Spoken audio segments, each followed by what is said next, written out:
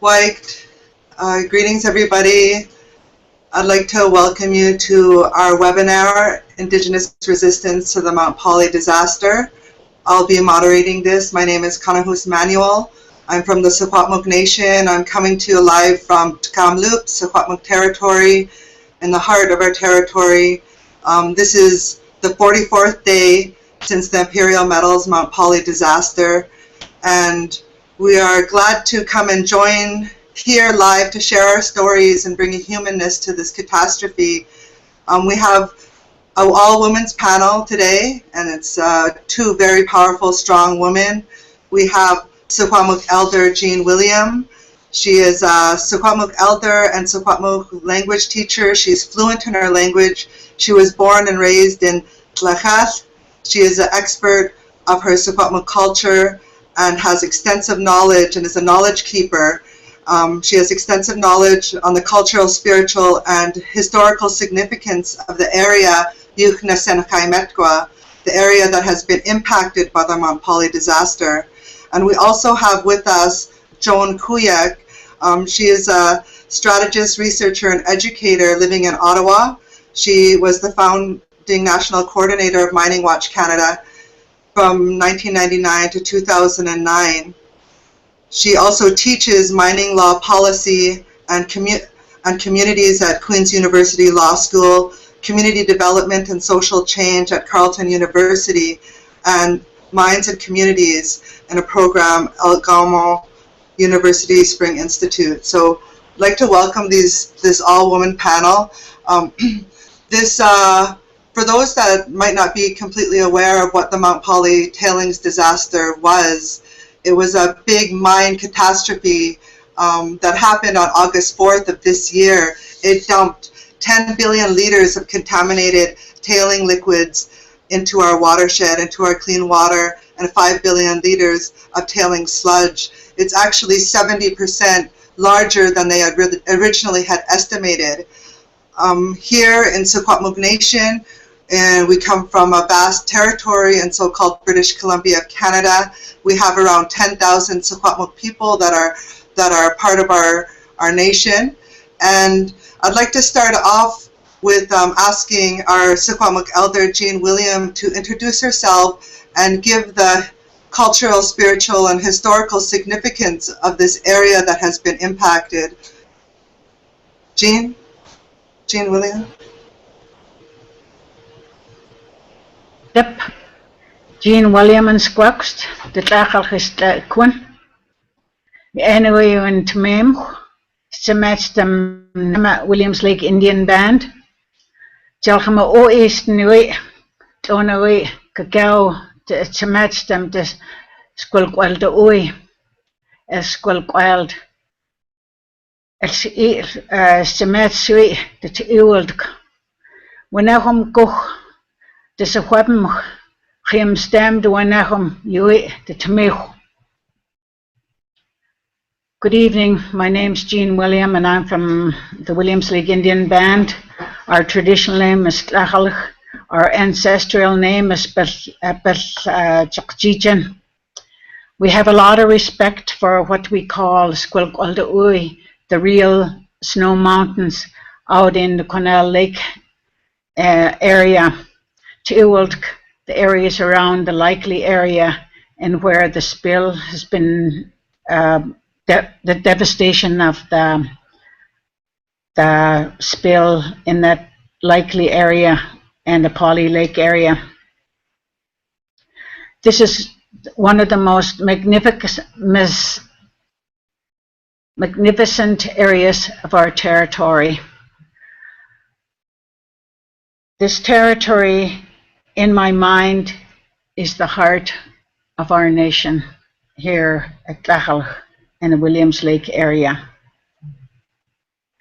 It's a paradise to us, and it's a paradise to all of our elders. When you take a look at a lot of the sacred places that are out there, it reminds us, and it reminds me of the stories that I heard from our people. This area really needs to be protected because our elders say we need to appreciate and always respect this area. The name that was given to the area closest to the spill is called Sen Yucht ne Senhaimetkwa. Yucht means that's where our salmon are born. Sen means the greatest. I'll just kind of use the Great Lakes as a whatever, and but because it means it's a big, and then Haimetkwa means a big lake and water. The Cornell Lake area is a sacred area for our people. We have villages, too numerous to count, where the smallpox epidemic took place. It wiped out all of our Secwepemc people in that area.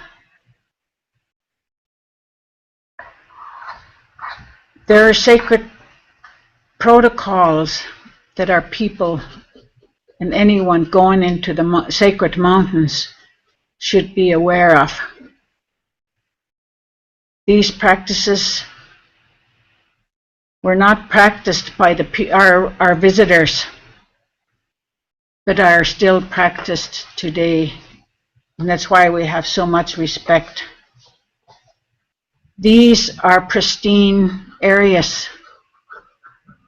Our elders say in their stories that the water is so crystal clear that you could see to the bottom of the rivers that flow. These waters, to us, were so sacred that we were able to use it as medicine. Medicines that we use in our sweat lodges. Water is one of our sacred elements of matter.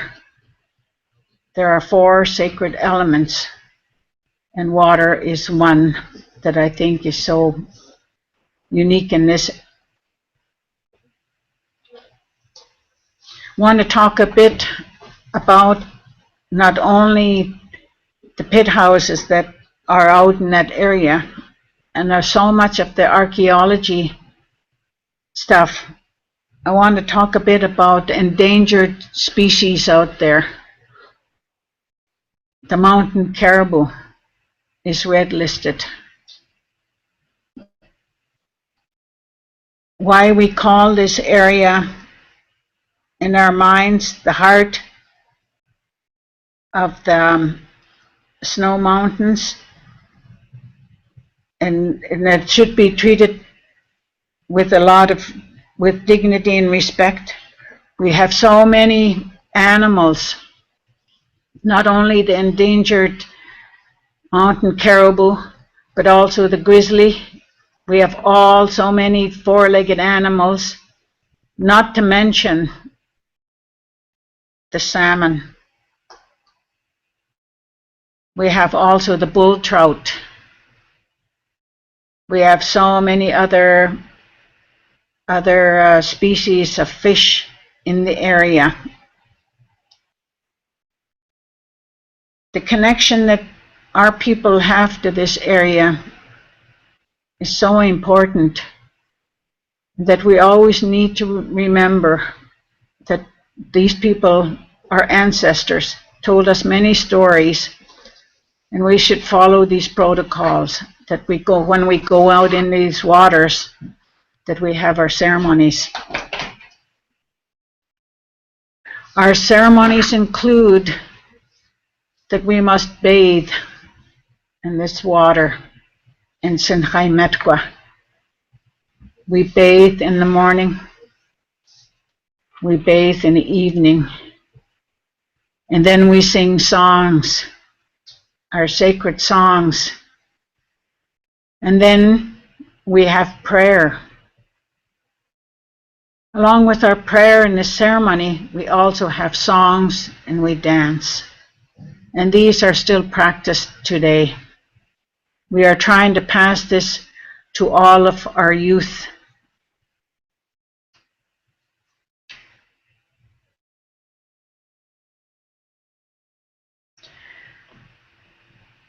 We also always have to remember that we have to give back not only to the land, but also to the water, to show respect, to always follow these protocols.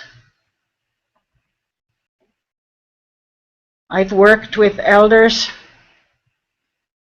from the time I was a child, and I took it more interest in it in the 1970s, where I heard and listened to many of the stories.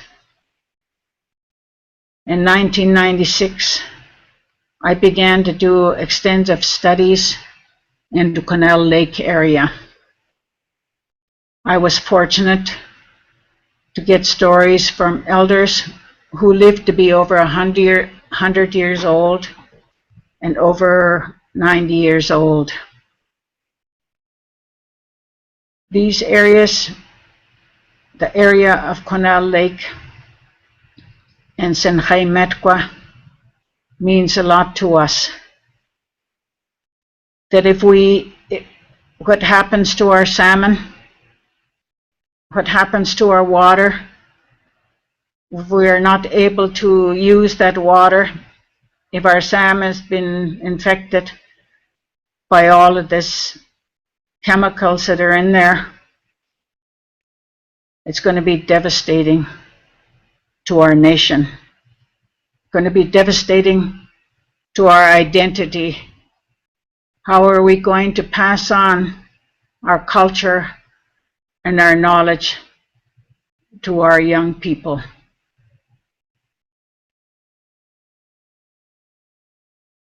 This is what we are calling honoring our connection to the land and honoring the stories of our ancestors.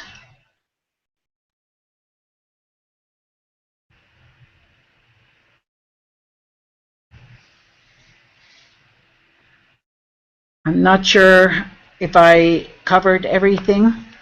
I can leave it up to questions.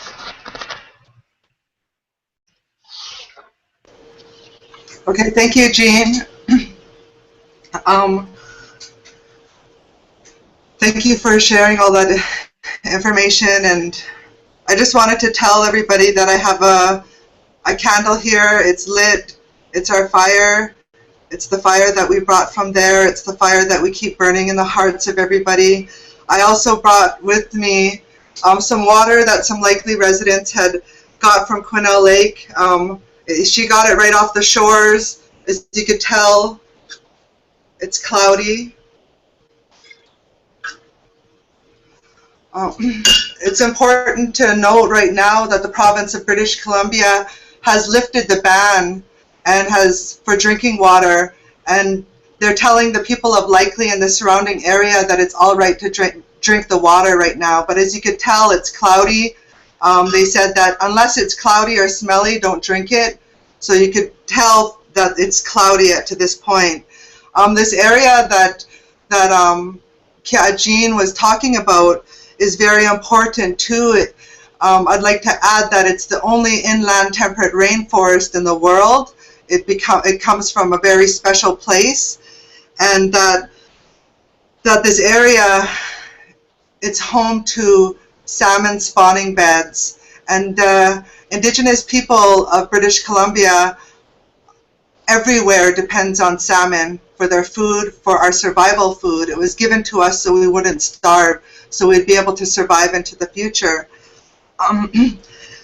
Going back to the day of August 4th, on the day of the Mount Polley disaster, I I was traveling out in Mohawk territory at the time, and when I got word, I ended up being in Toronto, and we did an emergency rally in front of the Toronto Stock Exchange to bring attention to Imperial Metals disaster and how it impacts everybody, how to bring attention to the financial center of Toronto and all these mining companies that are held in the Toronto Stock Exchange.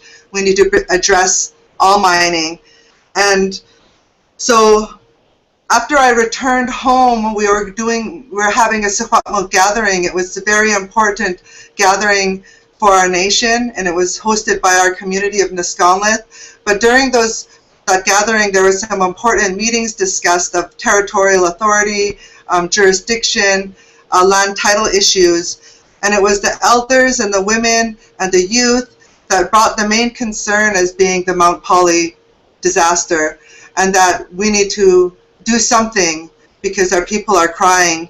And so that's when our people had said to light a sacred fire, to go to that area and light a sacred fire so we may be able to have prayers, so our people would be able to grieve, so our people would be able to get to the bottom of what was really happening out there, eyewitness accounts, and actually survey the damage. And we lit that fire 14 days after the spill. On August 18th, we went, and it was through the hereditary chiefs that had joined us up there from our area, and the salmon chief from the Secwepemc Okanagan Confederacy that made it clear to the women that it was for the women to start the fire, that we are the life givers, and we are the ones that birth children to bring into this nation, to raise this nation. So we lit that fire, and from the very beginning of the day that we were there on site, at the entrance to the Mount Polley site, we began to have all the likely residents come by, give their testimonies, ex-employees and whistleblowers come to the fire and voice their concerns, even current day employees and contractors coming to the fire to tell us about the catastrophe and how there was no cleanup taking place. And so from being there, we were able to survey the damage. And on that day of August 4th, just to give you an idea of what happened on that day, was that when the dam breached, the tailings impoundment area is around the size of Stanley Park, for those that is around 4 kilometers wide, 3 telephone poles high, full of toxic tailings, sediment, and sludge. So when this dam breached and it collapsed, and all of that went into Polley Lake, and Polley Lake is a glacier lake, it's a clean lake, and from Polley Lake it blasted down into Hazeltine Creek, which is 10-kilometer wide creek, or 10-kilometer long creek. It was around 5 feet wide. Just a small creek. Some people said at some points they could just jump over the creek. And so it was like a small creek. You could see it. You cannot see it from a satellite image prior to the spill. What happened was when this power of this tailings came blasting down, it tore a whole 150 feet, 200 foot wide gorge and canyons, and changed the landscape forever. It actually uprooted giant cedars and giant firs, old growth. This is the inland temperate rainforest, like old growth cedars, tore them right off, tore the bark right off. Now there's debris lying everywhere. Everything is covered with sludge, toxic sludge and sediment. Going over onto the site on the day that we went, there's moose tracks and grizzly bear tracks and cougar tracks. All of those are impressions in that sludge and sediment, not being able to cross what once was Hazeltine Creek. So the amount of devastation is so massive. After it exited out of the Hazeltine Creek, it flew into Quesnel Lake, and Quesnel Lake is the deepest fjord lake in the world. It's a glacier-fed lake. It's beautiful. You saw the pictures when Jean was talking. It's just crystal clear. And these are salmon lakes. This is where the salmon spend their year getting big. And so when this blasted through into Quesnel Lake, they were originally thinking that sediment was going to settle to the bottom of the lake, but it's so big, there's researchers on that lake even prior to the spill that couldn't understand the ebb and flow of the lake, the back eddies, the way that it moved, that the sediment didn't settle. There was sediment plumes coming up all over the lake, everywhere, and then moved from Quesnel Lake to Quesnel River and into the Fraser River. And the Fraser River watershed is 63% of the province of BC depends on that Fraser River. That's like over half of the British Columbia population. This needs to be a public outcry. This is a wake-up call to everybody that our water and our salmon are at great risk. And if we're allowing province and industry to come into our territories and destroy this and showing their negligence and not doing anything for cleanup. So the whole time we were there for 14 weeks, there was no cleanup. They said a part of their plan was to do an assessment first. So a part of their assessment was getting the sampling and the test done, but they said they couldn't get the proper sampling from Polley Lake because at Polley Lake, where it first entered in, so much debris came in and it made a dam. It made a dam into Hazeltine Creek, which they were calling a plug. And they were saying it was too dangerous to either go on Polley Lake or go down below the dam, the plug, to Hazeltine Creek to get the sediment. So the proper testing hasn't been done, and we're feeling that the province and Imperial Metals are being very slow and negligent in hiding the fact that there are massive amounts of toxics in the tailings impoundment area. So after talking to many different scientists that had come to the camp and many other scientists that we're coming in contact with, we were able to talk to some Japanese doctors that were coming over to Grassy Narrows to test on the Minamoto disease. And this is a mercury poisoning that has been affecting the Anishinaabe, and they've been researching and testing it since the 70s. What I had told them that during the past 4 years, and this mine's been open since 97, but during the past 4 years, 2.6 tons of mercury were in that tailings pond. And I told them that the province had lifted the ban, the drinking water ban, and they were saying it was all right for the people to drink. And they said, no, do not drink the water for up to 100 kilometers. And this was very serious. And they were wondering and confused as to why the province was being so lenient on that. I'd like to just make note too that Quesnel River is the world's second largest salmon run, and that salmon to our people is sacred. Our connection to our salmon, as we could see even from the sacred fire that we had lit at the entrance to the resort, that there was Indigenous people coming from the Chilcotin territory concerned about the salmon, the Stadtlium territory concerned about the salmon. There was Alaska fishermen and fishermen unions from Alaska contacting us, worried about the salmon, all the way down to Nia Bay in Washington State, worried and concerned about the salmon. This is something that links Indigenous people, and that's why we say that industry is a direct attack on our very existence as Indigenous people, because by eliminating our food is like eliminating the buffalo for the Lakota. It's the same as eliminating the salmon for the Secwepemc people here. And salmon is sacred. Salmon is so in our DNA, as I heard marine biologists say, that the DNA of salmon are in the leaves. Well, this DNA of the salmon are in our blood as Indigenous people as well. So I've attended many of the Likely meetings with community members and also at the community hall in Likely. Likely is the closest settler town on Quesnel Lake. They currently have no drinking water. We have made friends and family and relatives with many people in Likely, and that there's the only water that they're offering was some that was tested for arsenic. So there's a very concern that on their behalf too, that the Premier has never stepped in to offer clean water for the town. The Prime Minister, this should be a federal national environmental disaster. There needs to be attention put on this, that international human rights violations of not having clean, adequate, and healthy, safe drinking water for families and children living in the likely area. So there's like many other things that I could talk about, but some of the things that I wanted to talk about too are the people that were came to the fire, the people that expressed their concerns, the people that cried while we had the sacred fire put up, and some of them are workers. One of them came, he said that he touched the blue film that was on the water, some toxic chemical from the spill, and he got burnt. He brought it out at a likely town hall meeting, and he was fired by Mount Polley Imperial Metals the day after.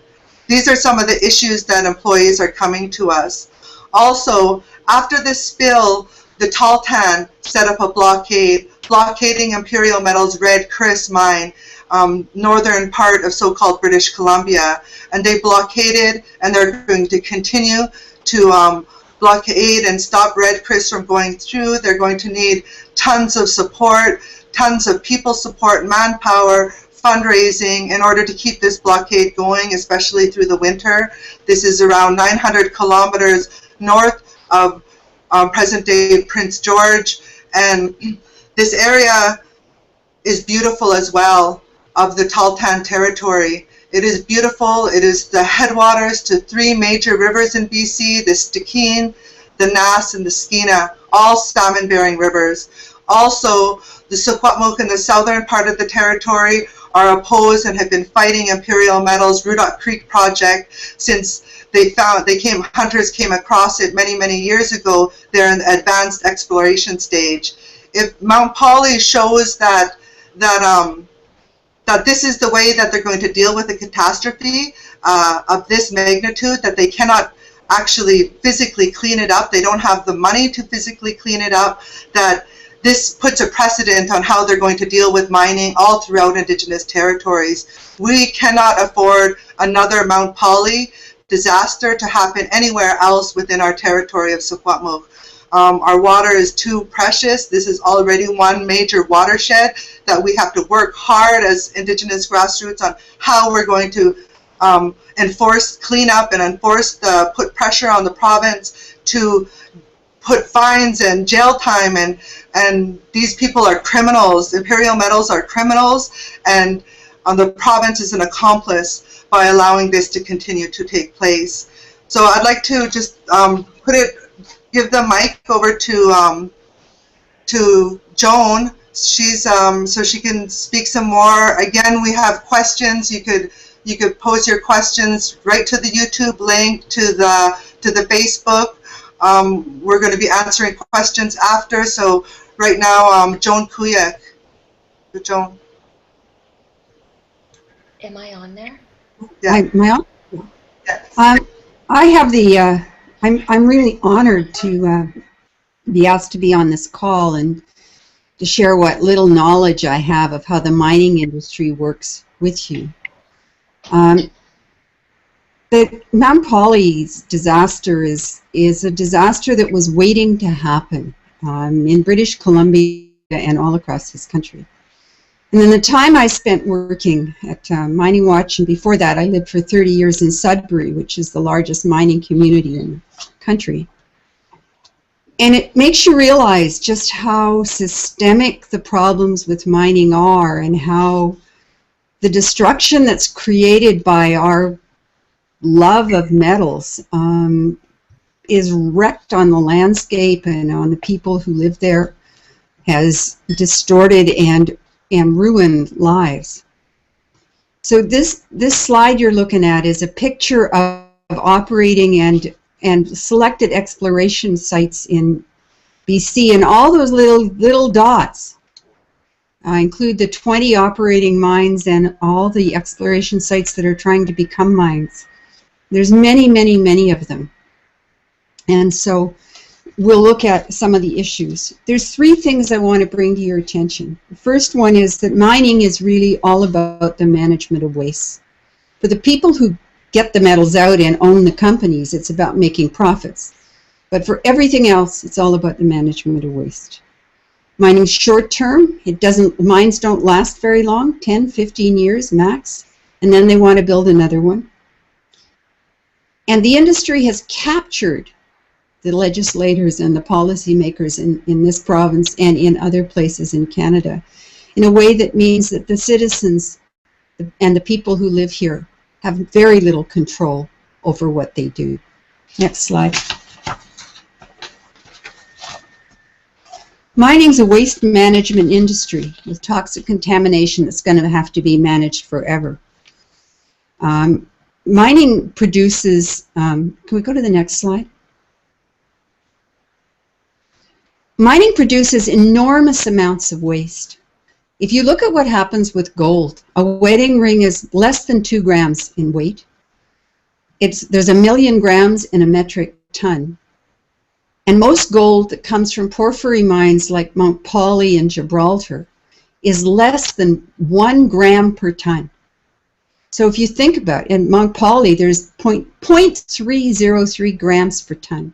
So to get at this little bit, this tiny little bit of gold, what happens is that the rock is smashed up into millions of pieces, and the stuff that's left over, now exposed finer than sand, like face powder, and mixed with water and reagents and all sorts of stuff, is going to be left in a tailings impoundment forever.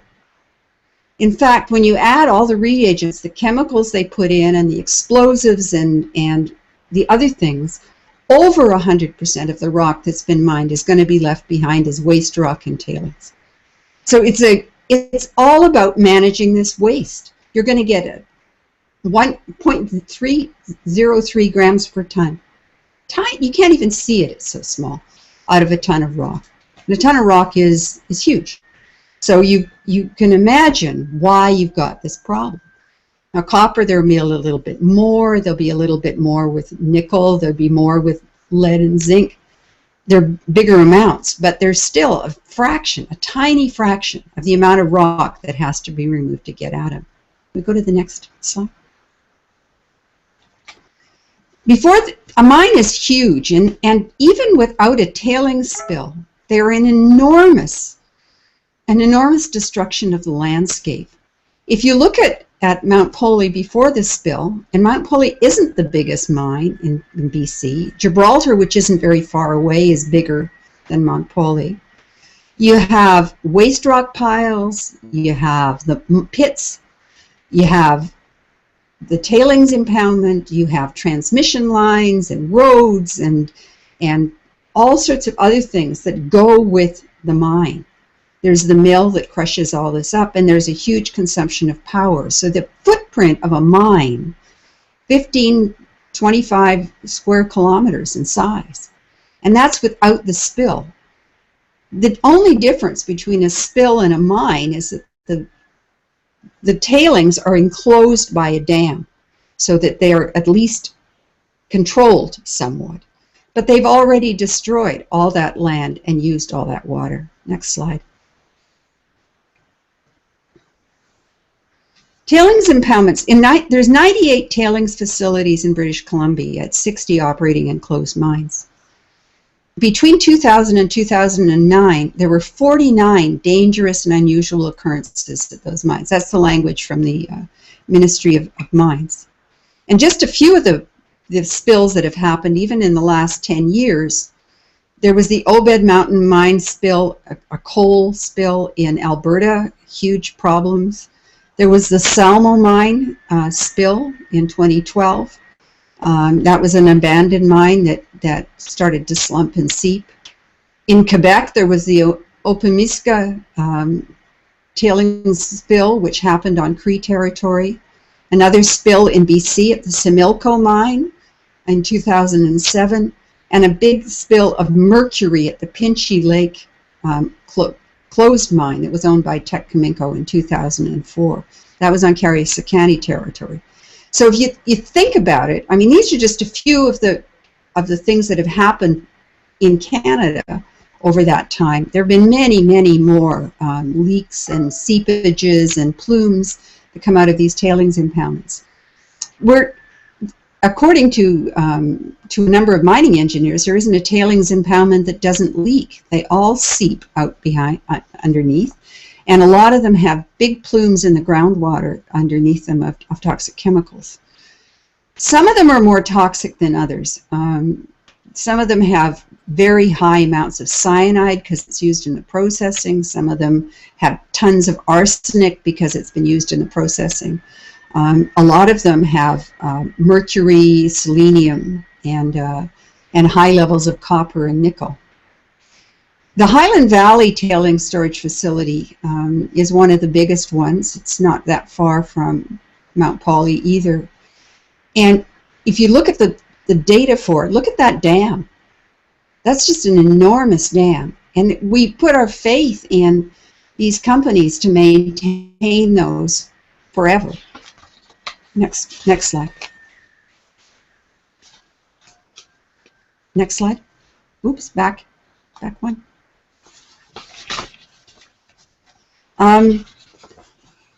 A mine is a short-term project with a very long-term environmental effects. When they're negotiating with First Nations and others about jobs, we're really talking about 10 to 15 years of employment. Mount Polley's closed down for low commodity prices at one time. Gibraltar closed down at one point. Mount Polley will now be closed for a very long time while they figure out what to do. So you're talking about 10 to 15 years, probably most, of benefits before you're having to live with this mess forever. Next slide. And then when they close the mine, this is about what it looks like. This is a reclaimed tailings dike, a dam, with a lake behind it that they occasionally stock with fish. You can't allow trees to grow on it because they will provide their roots will provide a source for water to damage the tailings dam. In most cases, we expect future generations to be able to look after these for us, and it's a legacy that I don't think any of us want to leave to our children. Can we go to the next slide? Generally, what happens when the mine starts being economic is a lot of mining companies walk away, and the mine becomes abandoned or orphaned. There's over 10,000 of these orphaned and abandoned mines in Canada. A number of them are in British Columbia. The Auditor General of Canada estimated that it would cost $7.7 billion just to clean up 15,000 contaminated sites in federal jurisdiction. That's only the ones that the federal government owns. Most of these are mines or nuclear waste sites. The worst of them all is the giant mine, which is pictured here in Yellowknife, which got the gold out by roasting the arsenopyrite ores and ended up with a byproduct of arsenic trioxide, which is now stored underground in 237,000 tons of it in the old shafts and drifts.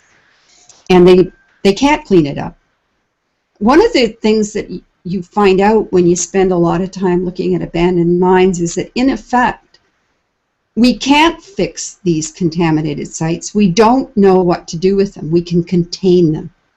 When we contain them, we then doom young people in perpetuity, forever, to look after them. We expect those young people to be able to monitor them, to make sure that they don't start leaking. And if they do, in many cases, we actually don't know what to do. And one of the reasons there's such a delay when there's an emergency and a disaster like Mount Polley is, in fact, the company may have an emergency plan to deal with something like that, but they don't really know what it's going to be or how it's going to work or what's going to happen. And if you start cleaning it up wrong, you can make a worse mess. And so there's a lot of stumbling around and a lot of problems that just keep getting worse the whole time that's going on. And when you look at abandoned mines, that becomes abundantly clear. Maybe go to the next slide. I want to say that in BC and in most of Canada, in fact, the mining and the oil and gas companies make the law. And there's always a fight with the federal government or the provincial government over what that law is going to be, and our ability to influence what that law is and to get laws that support us has been diminished greatly over the last few years. So the companies enjoy two things. They enjoy impunity, which is the ability to ignore the law, So that a company like Imperial can get 5 notices from the government that their tailings impoundment is not going to be able to hold the increased water in it, and they can ignore it. And the kind of enforcement that happens isn't very punitive for companies. It's never, the government gets stuck because, quite frankly, if they put the company out of business, then there's still the mess to clean up. But the company has never got enough money to fix it. None of the reclamation bonds are ever big enough to fix it. At Giant, there was less than $1 million, and it's going to cost $1 billion to fix it. At Mount Polley, the company has $15 million in environmental insurance and liability insurance, and it's unlikely that that will be anywhere near enough. That's why they've had to float another share offering. But in their own literature, they say that money that they're raising is also going to go to pay some of the capital costs for Red Chris and the Northwest Transmission Line. So they're expecting to do this for a very small amount of money, and I think that's totally unrealistic. The other thing that they have is that they can change the laws to suit what they want. And in BC, the mining lobby has been incredibly strong and effective. So they have environmental, health, and labor regulations that suit them pretty well. Internationally, they have stabilization clauses that allow their contracts to stand over and above changes in environmental law. And if we could just go to the next slide, they also control the tax rate. And in 2013, there was a study published by a man named Chen and Jack Mintz, who's one of the more conservative economists in the country, who found that mining companies, in fact, paid very little taxes. And in British Columbia, the actual tax rate, the one they really paid, was -9% for the base case. Now, that doesn't mean that they don't pay taxes once in a while when the prices are high and they're in high production. But generally speaking, the taxes they're paying don't exist. The government ends up owing them money. So if you only consider the mining tax, which is the royalty, the money they supposedly pay for the use of the metals, the marginal effective tax rate is -21.1%. So when people are trying to analyze why this government supports mining, it's not because the government gets a lot out of it. What happens is that the mining industry gets a lot out of it. We go to the next slide. And I just wanted to end what I was saying, this horribly depressing story about how the mining industry works, by saying that it is really, in my mind, a question of respect. And if we understood the awesome full cost of the minerals we take out of the ground, the cost in human lives, the cost to the salmon, the cost to the forests, we would treat them very, very differently. We'd recycle them, we'd conserve them, we'd reuse them, we'd try and heal the sacrifice zones that are there. We'd train intergenerational guardians to make sure that future generations weren't going to be saddled by these terrible toxic sites. And we'd really make sure that we put all our money and energy into healing these places that we've already destroyed. And that's it.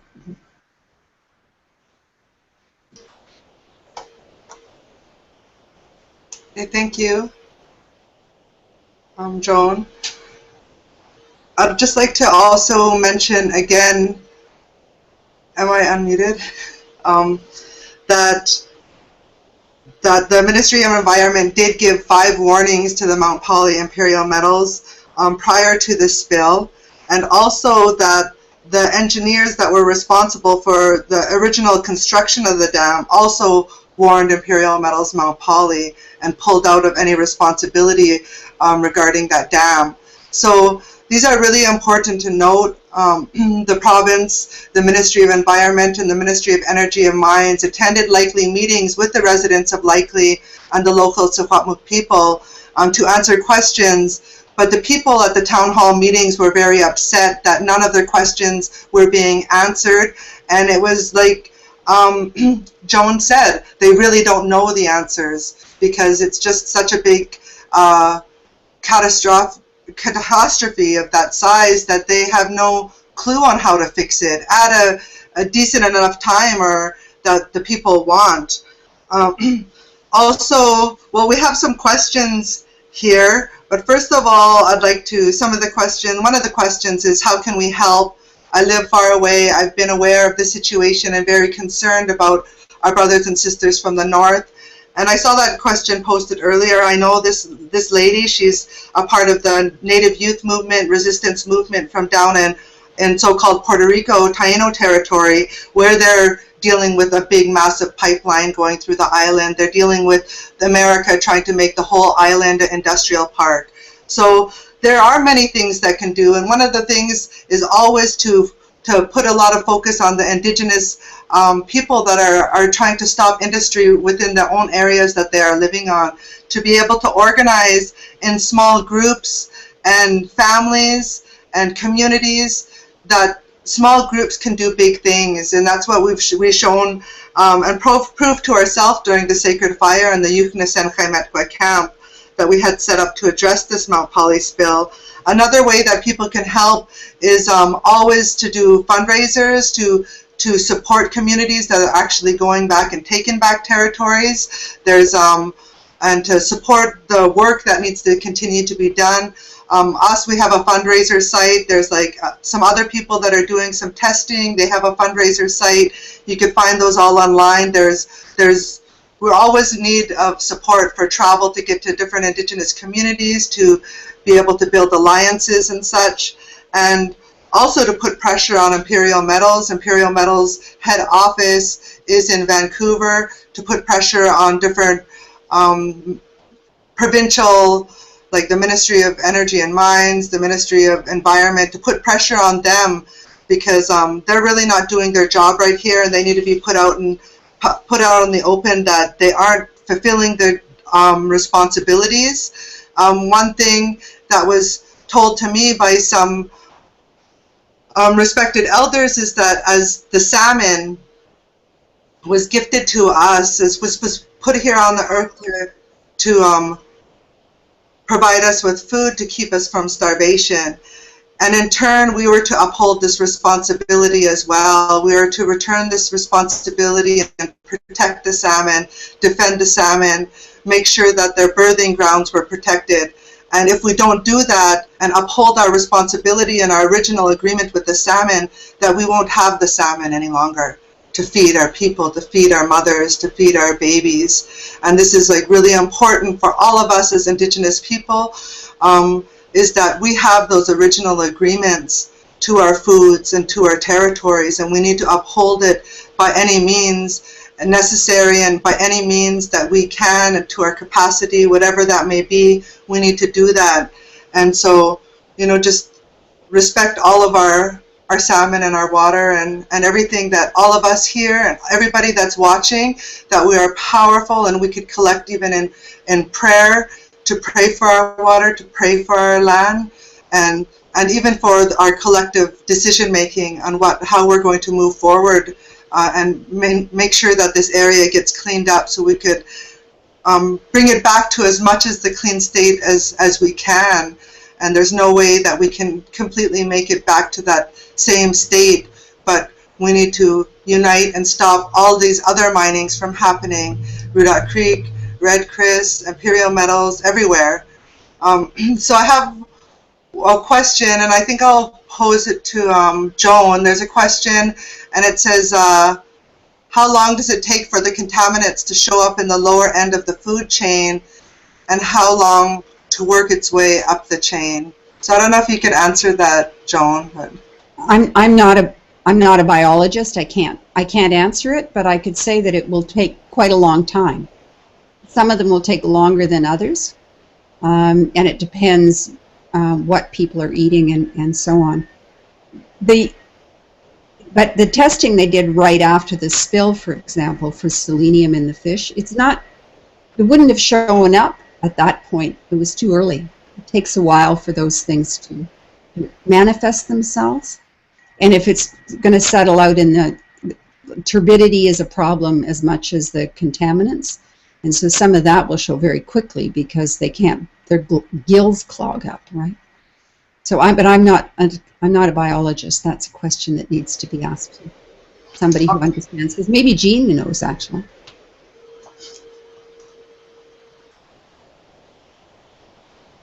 Jean is on mute. I just, well, after talking to the Japanese doctors and scientists that were studying the effects of the salmon or of the fish and the indigenous people eating the fish in the Grassy Narrows area on Anishinaabe territory, they've been studying that since the 70s, and they've been finding these contaminations. I think they said 60 cases of Minamota disease there. And this is from the mixing of mercury with other bacteria and stuff that create the toxic form that's goes into the fish and then goes into the mother and then passes on from the mother to the placenta to the baby. So these are long-term effects, and there's people. Alexandra Morton, she had came with the direction of the Statlium chiefs to go do some baseline testing of some of the salmon and the flesh samples of the salmon. So they have that, and there's many people putting together independent testing, different groups or individuals that have went and got sampling, and because they're not happy with the province, or they don't trust that the province is going to be giving the correct information or testing for the right chemicals and metals. So I have another question. Did they pay any environmental bonds or insurance? I know that they're not forced to pay for any insurance for a crisis or for a tailings disaster like that. And also the environmental bonds that they paid was for the fixing up the room. What is it called, Joan? They have a closure bond of about 15 million at closure, which could probably be used in this instance.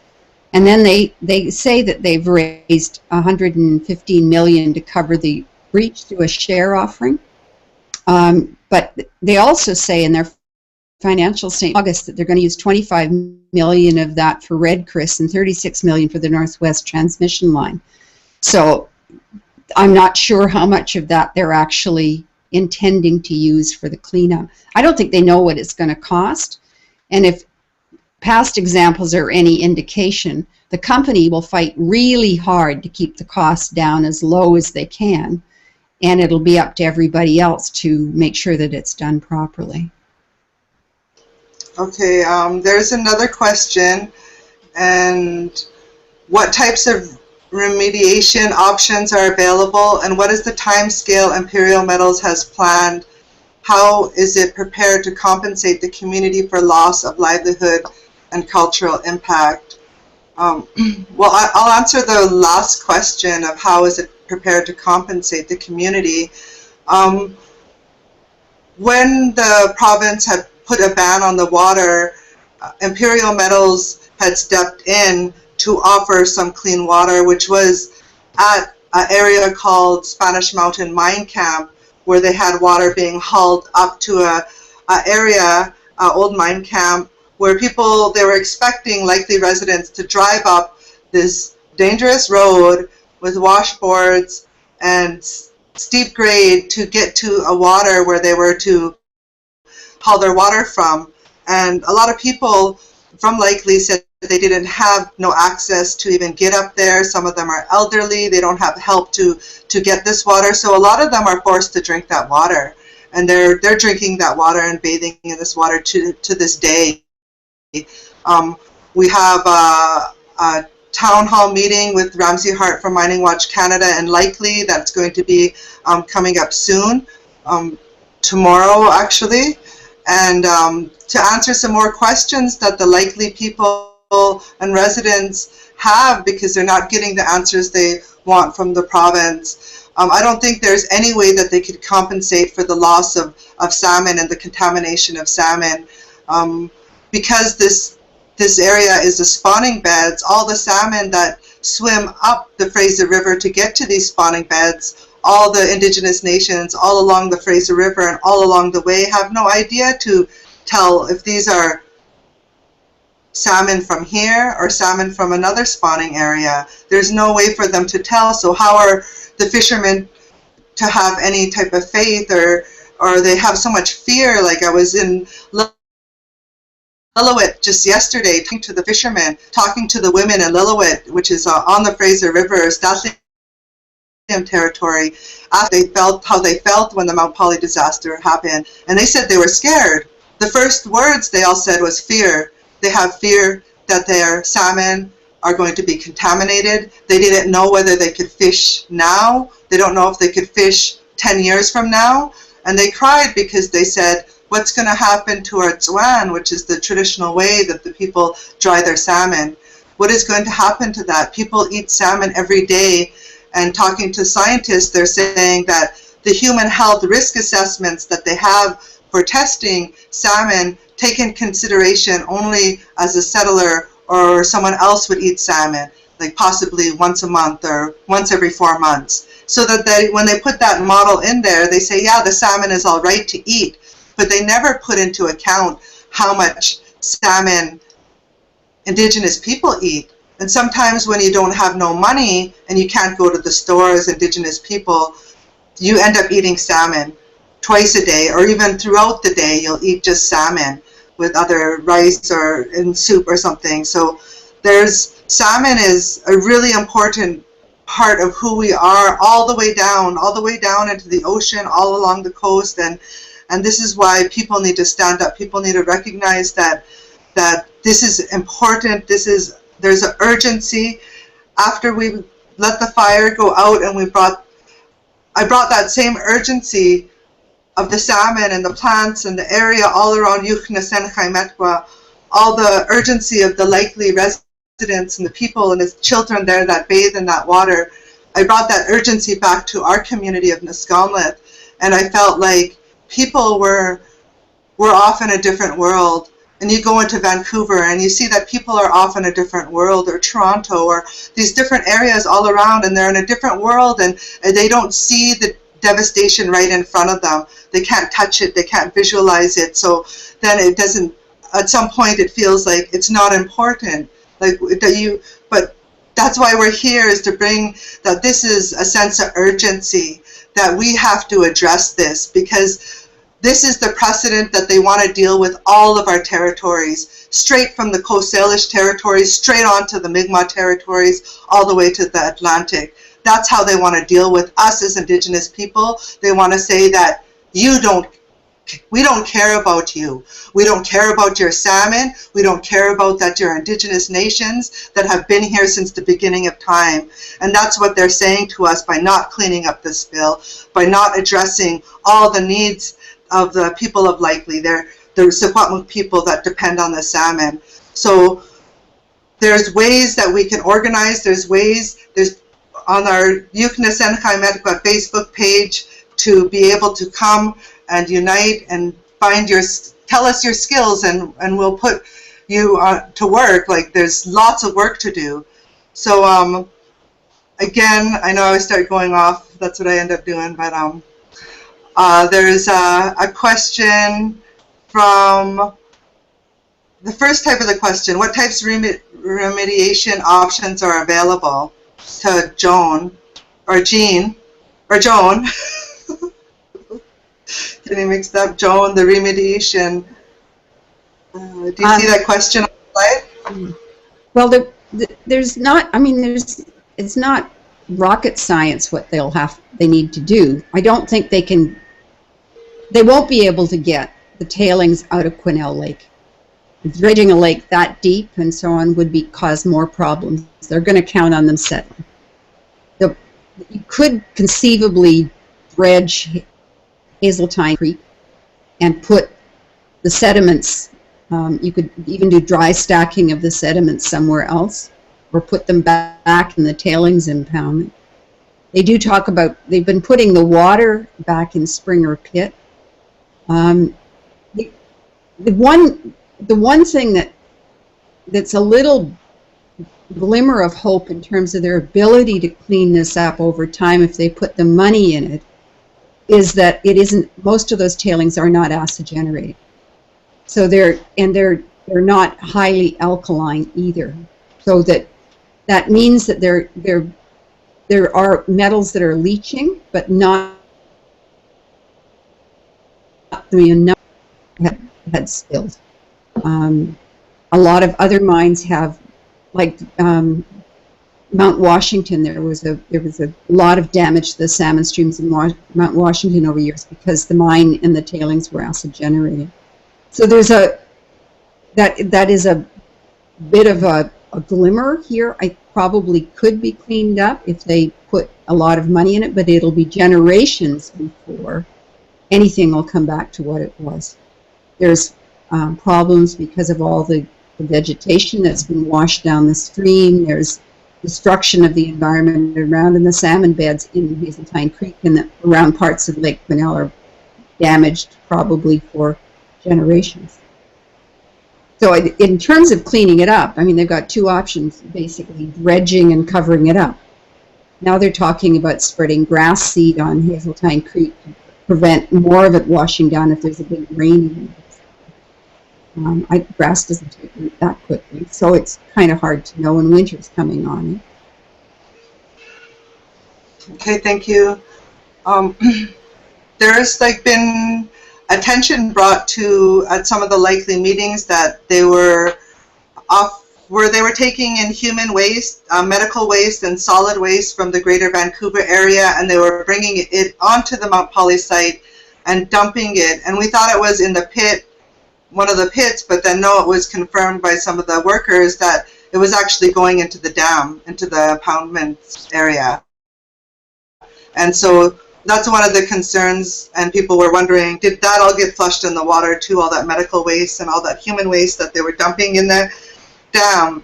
Were they getting... And so that was some type of crazy thing, and that we need to expose as well. That's fairly common practice, actually, to put other kinds of waste in tailings impoundments. So if that's there, yeah, it may have, depending on where it was in the tailings impoundment, it might have washed out, yeah. There's this is from the event page, and one of the questions is, what should be of greater concern to the general public, the fact that there is no substantial cleanup, or that industry, in this case Imperial Metals, is allowed through weak legislation to write their own rules for contractors? Why? So. I don't know that one of them is worse than the other. They're related. It's about regulatory capture and the inability of the people to control what the government does. Without a power struggle between the industry determining what regulations look like and how much money they put into cleanup. It's too early to say there's no substantial cleanup yet. They could still be forced into having to do a substantial cleanup. And some of the industry will want them to do that too, because it's a poster child for what's wrong with the industry. And so some of the industry and the government will want to get it cleaned up, so people will say, yeah, look, it can be cleaned. So there's a possibility it could be, but it'll take a long time, and parts of it can't be. I don't know if that answers the question. Yes, thank you. Yesterday or the other day, I was having a conversation with Joan about the development of this independent panel of experts, and she was given her expertise on forming one of these independent panel of experts, and mentioning too that if we come up with $1 million to do testing, then they're going to come up with $2 million. That there's always a way that they could find us, that they'll be more credible than anything that I was really concerned about how we're going to get the proper information to the people, and we've been putting calls out to scientists and toxicologists and marine biologists and all these different sciences with different skills to come on board, and I think we said that we would call it a Secwepemc Oversight Committee of the Mount Polley disaster, where people could actually look at what the province is doing with their testing, look at and investigate their tests, and show where they're not possibly testing for certain things and everything. I wanted to see if, Joan, if you could talk a little bit about that.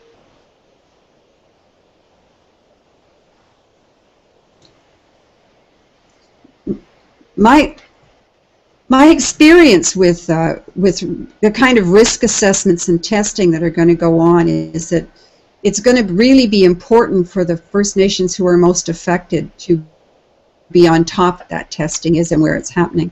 But doing testing on the scale that's going to be required is really, really expensive. It means a lot of different metals being tested in every sample. It means a lot of samples over time. And so having independent scientists from the First Nations that are affected taking a look at what the data is that they're coming up with and demanding more data and helping with look at the analysis of the data. A bit as important as getting the data yourself. The real problem is that when they get all that data, they put it in a risk analysis, the kind of matrix, and what factors go into that matrix and how you judge them. There's hundreds of different variables in that matrix. Makes a huge difference to how it turns out. And I looked at 9 really serious contaminated sites where there was perpetual care, for example, last year as part of the Giant Mine remediation environmental assessment 2 years ago. And one of the things that struck me was that in every single case, although people said they got sick, there was horrible chemical spewed around, the risk assessment showed in every case that there was no traceable relationship between the people getting sick and the chemicals that were in this toxic site. And so it's the people working on the risk analysis and doing that kind of work that need to be really monitored and watched. And I think there's been some steps to do that, but the more oversight, the better. And the different people who are affected need to make sure that they have access to that information, access to the kind of technical assistance they need to make it work. Okay, thank you. Yeah, that was exactly what I understood from that, is that they never consider Indigenous diet and the amounts of food that we live off of from the land still. We have a question. This is from YouTube. Someone made a comment. They had a permit to dump their own employees' waste as well, not treated. At this time, the E. coli is high and no one has been warned by Ministry of Environment or Health Authority that residents should not be drinking the water. Steve Robertson with the MOE is saying this has nothing to do with the breach. So those are some concerns. I know I've heard that at the Likely meetings and from Likely residents as well. There is high E. coli in the lake water there, the water that they tested. What are some most important actions to support your efforts that people can initiate or participate in? There's the communities that are opposing to the current day Imperial Metals sites, the Red Chris up at the Tahltan territory, and also the Rudok Creek mine in the headwaters of the Adams in the lower or the southern part of the Secwepemc territory, are taking action against these mines. They do not want to see these mines happening. They're in need of support, mainly financial support right now. And also, we are going to be putting together this oversight committee to be looking at overseeing the testing and stuff that the province is doing, and doing some of our own testing on the sediment and such that we feel that they're not taking enough tests of, or not doing the proper testing. So there's like a fundraiser site, and on the internet, I'll post it on the YouTube page after. We'll be able to post some stuff on the fundraiser sites. Okay. Just wanted to see if there was anything else that Jean, that you would like to mention or say that you might have missed. If someone could unmute her. Could somebody unmute her? Oh, Jean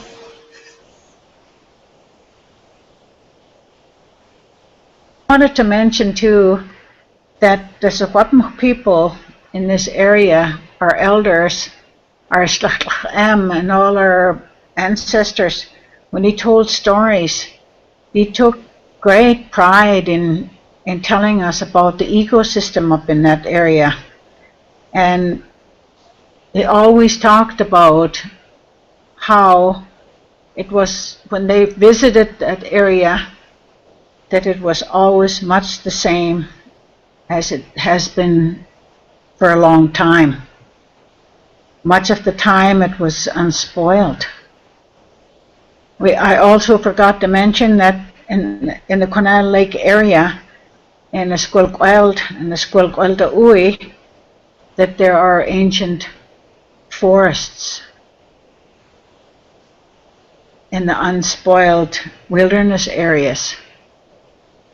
I have a picture of my son and a friend who, around one of these huge trees, in there, one of these ancient trees, that would take maybe about 10 people that could go around it. And that was the size of those ancient forests, rainforest trees. I also wanted to mention too, and I think I forgot to mention that, is that we have the world famous Horsefly River salmon run. And that also flows right into the Conal Lake River, or the, yeah. And there's some interesting other primary flows, primary rivers that flow in there, along with the Horsefly River. It's also the Mitchell River, and it's the up in the on the north arm, it's called. And into this Mitchell River also there's a Niagara that flows somehow into Conal Lake. I, with other Secwepemc elders, took a boat trip up there into the Conal River, and it was so crystal clear. You could see the salmon, you could see the bottom of this river, and you could just drink the water from there. Just want to go back and talk a little bit again about the salmon. You know, the loss of the salmon for us as Secwepemc is a matter of life or death of our culture. Just have a question: can our salmon survive this devastation?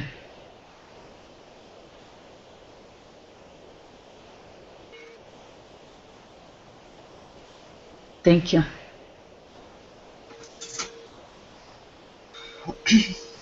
That's the question that we're all asking as Indigenous peoples, because we've never had mining like this before. Our ancestors never had to deal with this, and then now here in 2014 we're dealing with this, and it's like a emotional hardship. It's like psychological warfare on our people, and it's life or death.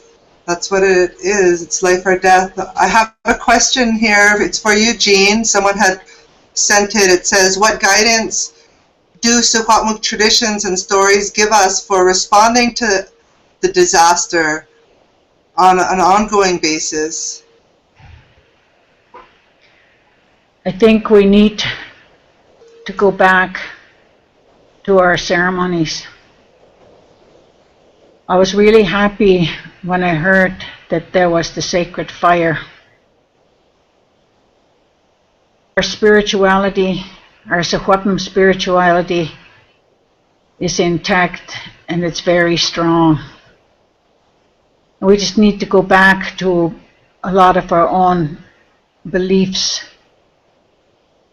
and how we strengthen ourselves in coping with so much of these destructive ways and the ways that are not ours, that we need to connect back with our spirituality and make sure that we ask the Creator that gave us this territory of ours, to protect it and to always use our valuable beliefs from the stories that our ancestors have given us.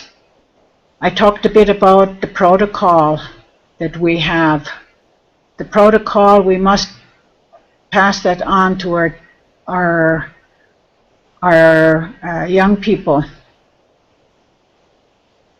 and not to be afraid to tell them about how our people looked after the land, and how to them that the mountains were sacred. Squirrel is a very sacred mountain.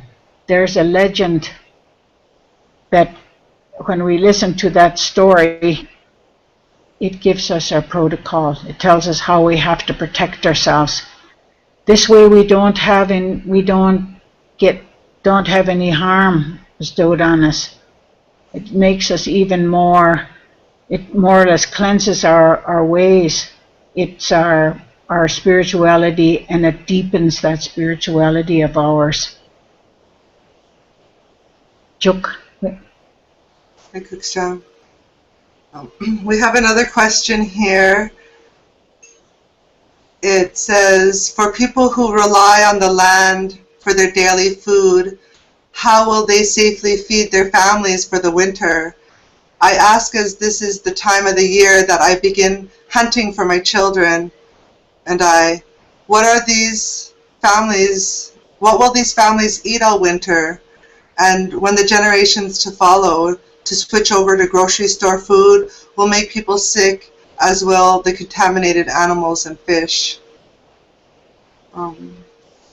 So I guess I could talk a little bit about that, and that talking to different aquatic people, biologists, they were saying that it might not make its way into the food chain this year, and that's why people were continuing to fish salmon this year. But I've heard from a lot of people that fished this year said, I think this might be our last year. And it's so sad. It's so sad to hear people saying that. I was talking to a group of elders at the Shuswap gathering who was saying, we get so used to putting food away every year. Salmon away. Every year we put it away. We know, we start packing up for camp. It's in our blood. We know what to do. And what are we going to do now? And I really believe that what needs to happen is that we do really need a call for this mining moratorium. So Kwantlen chiefs and other leadership across this so-called province of BC have been calling on a mining moratorium, and that we really can't have anything like this happen. This is the last one, and the last and the only one that we can afford to have within our territory. We cannot afford any more water to be contaminated, any more salmon-bearing creeks and spawning beds to be contaminated. It really has to be a joint collective effort amongst all Indigenous people, residents, settlers, to all unite to keep our water clean, because we're doing this not just for us as Indigenous people, but everybody that depends on this land for their livelihood. We need clean water in order to survive. That water flows in our blood, that we are water. We are water. We had an altar at the fire, at the sacred fire, and someone had come with this water, this jar of water that was a mixture of maybe 30 to 50 different waters from around the world. And he brought that water and he said, if this water can mix, so can we. We could all mix and we could all become one strong force to defend this, our sacredness, and this, like, or else we'll have this. This is the water that they want us, filled with toxic sediment and sludge. Like, this is what they want us to drink. This is what they want our bodies to be like, because it'll go right into our blood, into who we are. And what they want, after going and surveying their damage and being up there for 2 weeks and actually slipping and getting sucked into that toxic sludge on Hazeltine Creek, I realized they want us all to be toxic. not just this land, not just Hazeltine Creek, not just Yuknasen-Kaimetwa, every single one of us, they want us to be toxic. And we need to all stand up. We need to do whatever we can to stop mining, stop industry from coming in and attacking our way of life. We have from the Idle No More website, it just says that the Native Americans in the States are getting COBEL settlement checks this week. Is there a way to work cooperatively with nations down here to ask people to donate some of what they receive to the Red Chris Mine Action and the Oversight Committee?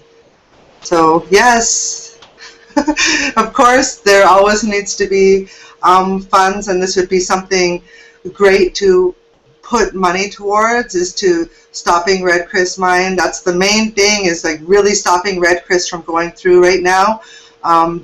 They're saying that they're depending on the Red Chris Mine in order to, they've said this publicly at the likely meetings. So they're saying it publicly that they need that Red Chris Mine open so they can afford cleanup. And but according to Joan, that's a lie. There's a way to donate. You could donate either through Imperial No More at gmail.com with the email transfer. You could go to a fundraiser site. We'll be posting it on the YouTube link later. And we're coming up to 6:21. We said this was going to go to 6:30. We have on the events page, we have two. How is the legal case and / analysis proceeding? So right now there is no legal case, and there are some law firms that are willing to come and do workshops with the community of Likely and surrounding area on some of the legal options that people have. So that's just being in the works right now. Just like to say that it is 44 days since the disaster happened. A lot of that time was grieving, a lot of the time was shock, and now people are finally, residents and people are finally able to start think clearly on what this really means and the enormity of this disaster on our way of life. Why is the Canadian government subsidizing this industry with negative tax rates, with huge cleanup bills, with unfettered access to resources that belong to First Nations and other Canadians, with our children's future and the future of Mother Earth herself? Why and how can we expose this outrage to the general public? So, Joan, do you want to sort of explain about this subsidizing this industry with the negative tax rates? Well, it goes to the very heart of how colonial Canada was established.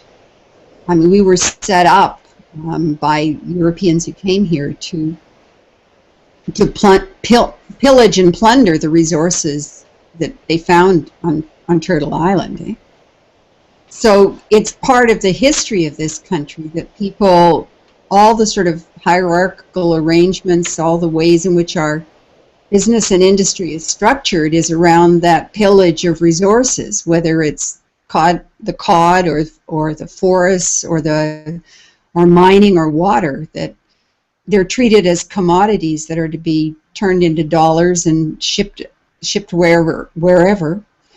And people get sucked into supporting it. People end up supporting it because they need to support their kids. They need to they're starving and they want to they came from countries where they were starving sometimes, and they don't want to be starving, so they'll take the only jobs that are around. And if you look at places like Sudbury, which is 125 years of mining, people were brought from all over the world, and there were a number of Anishinaabe people who ended up working there too. And as the land was taken from people and destroyed from the Anishinaabe, they ended up having to work at the mine and have contracts with the mine, and they didn't question it because they were afraid that they wouldn't have a job. And so some people got very, very rich off those mines in Sudbury and in other places, and they liked continuing to get rich. But a lot of people are just supporting their families, and they'll defend the companies they work for because they're afraid, and they don't see an alternative. And the alternative is around a very different way of organizing the way we take care of ourselves. And there's wonderful models from traditional Secwepemc and other ways of living on the land. And there's also models from sort of the alternative economy, from food cooperatives and organic farming, and there's even in the Williams Lake area, there's all sorts of other ways to live on the land that don't require destroying it, and in fact heal it and take care of it. And it's a power struggle. It's a power struggle between the people who want to live that way and who support what Indigenous peoples are asking for and have had in this country, and the people who still want to pillage and plunder and feel trapped by that paradigm. That's about the best I can do in the time we've got. Okay, thank you. We lost Jean, and she's tried to get back on before we can close, but she's just having some difficulty right now. We have another question. It was just like, what more can people do? Is the moratorium enough? Is it enough to protest? And so I really believe that they really want to open up this province of so-called BC to investors. They want to open this up to the world. They want to strip the last of the remaining resources off of our Indigenous territories, from beneath it, the water, everything. And they want to do this with pipelines. They want to do this with fish farms. They want to do it by any means and make their millions and billions and leave. But for us as Indigenous people, we have nowhere else to go. This is our territory. People could move to Hawaii, people could move to Europe, people could move other places. But for us, this is our territory, and we're here to stay.